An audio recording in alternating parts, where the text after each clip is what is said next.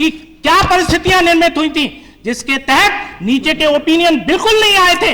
उसके बावजूद भी किनके निर्देशन पे, किनके कंपल्शन पर, किनके इंस्ट्रक्शन पर, बगैर किसी के ओपिनियन लिए हमारे दिवंगत नेता राजीव गांधी जी का नाम कॉलम 2 में रखा गया। मान्यवर,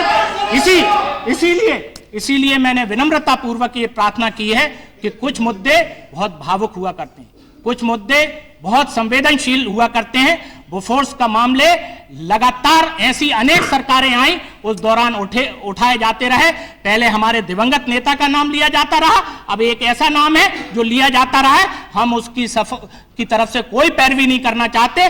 जो कानूनन उसके खिलाफ कार्रवाई होगी हम करने के लिए तैयार हैं। रेड कॉर्नर नोटिस हम जारी करने के लिए अभी भी पहल कर रहे हैं। बाकी कानूनन और क्या प्रक्रिया हो सकती है वह प्रक्रिया करने के लिए हम अभी भी तैयार हैं। मान्यवर, हमारे माननीय सदस्य ने एडिशनल सॉलिसिटर जनरल मिस्टर पाठक के ओपिनियन का जिक्र किया।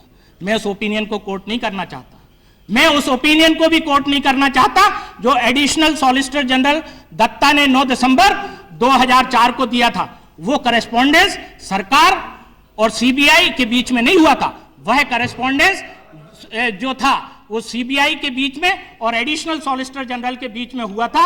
उसमें क्या कहा गया था, मैं इस बहस को लंबा नहीं छोड़ना चाहता, लेकिन उन्होंने जो अपनी राय व्यक्त की थी उस राय के आधार पर क्या हो सकता है, क्या हो सकता था, मुझे बताने की आवश्यकता नहीं है। फिर भी केस चल रहा है और यह केस 31 मार्च 2006 के लिए कोर्ट में लंबित है।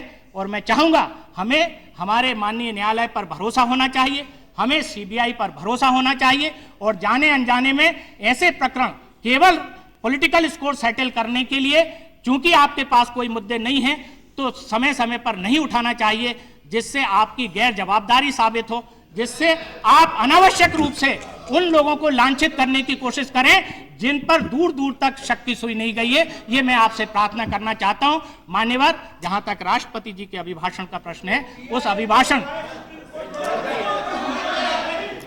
अब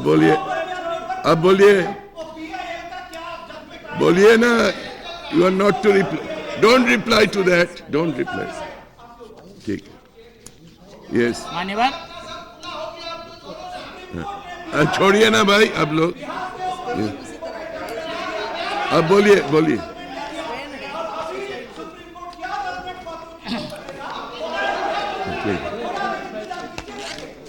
जहां तक राष्ट्रपति जी के अभिभाषण का प्रश्न है सर, राष्ट्रपति के अभिभाषण में इस बात का उल्लेख किया गया है कि हम एक पारदर्शी सरकार देंगे, हम एक भ्रष्टाचार मुक्त सरकार देंगे, एक हम जवाबदेह सरकार देंगे।